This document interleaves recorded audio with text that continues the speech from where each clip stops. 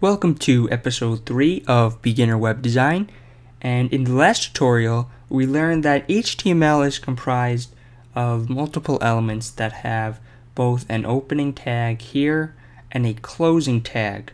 Inside of those two tags you can stick text or other elements. So in this video we're going to be actually learning how to create an HTML page and how to basically lay out the foundation of it. So the first thing we need to do is declare a document type. Now this document type is very important. In HTML4 there were multiple document types such as strict or transitional, and they pretty much just told the browser to use a different set of rules.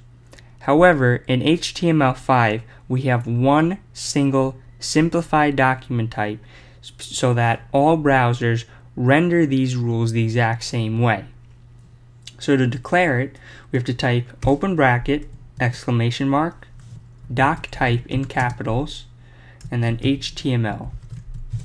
Now this isn't really an element, so we don't have to type /doc type or anything like that. We can just leave it as is. Now the very important thing here is that if you do not declare a document type, the browser will enter quirks mode. And this isn't really that visible on most modern browsers such as Safari, Firefox, or Chrome, but for older browsers such as Internet Explorer 8, they may render different elements differently because they're not really sure which rules and guidelines that should be used on the page. So always be sure that you have a doc type. After that, we're going to set up the HTML tag. Now this element is pretty straightforward. There's not much to explain here. It's just going to be the holster for any other elements on our page.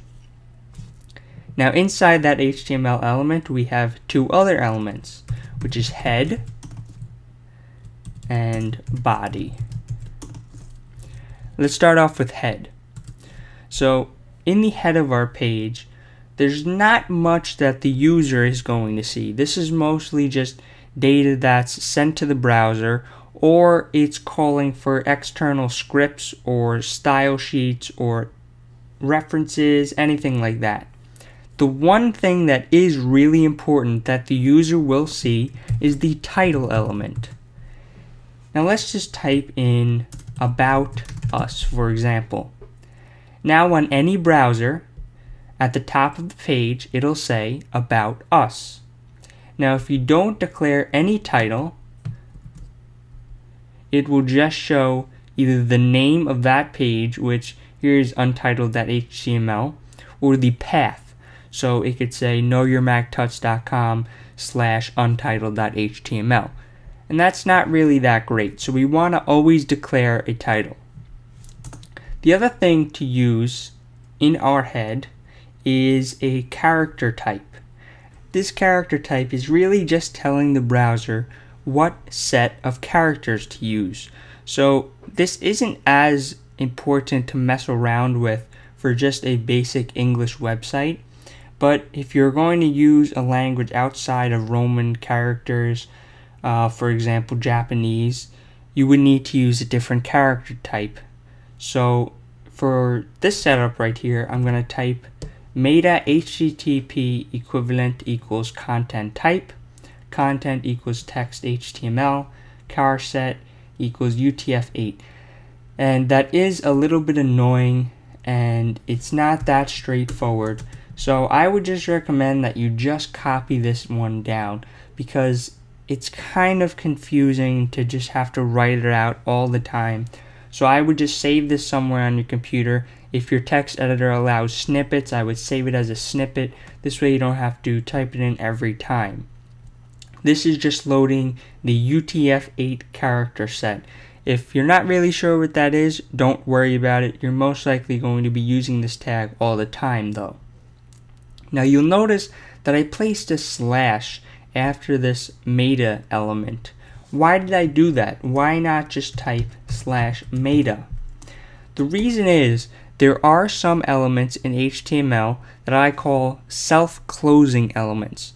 They don't have anything that could ever go inside of them. For example, when we get into forms, we will talk about inputs.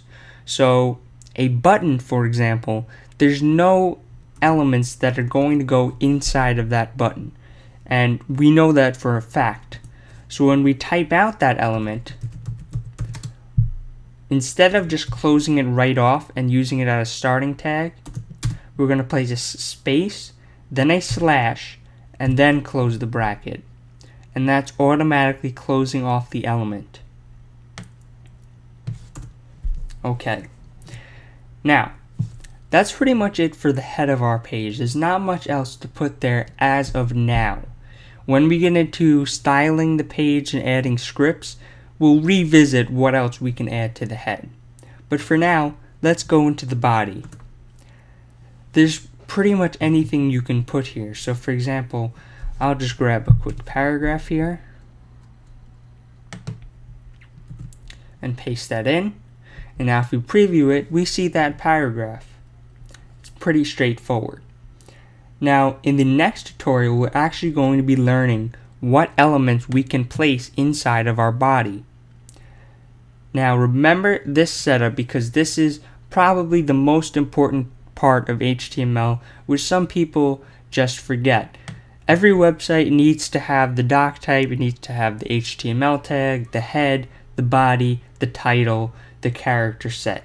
So make sure you know that every single page that you're creating in HTML has to have those elements. I would copy this down somewhere on your computer. If your text editor supports snippets, again, save it there for the next time you use it. And then the next tutorial, I'll be showing you some cool things you can do inside the body.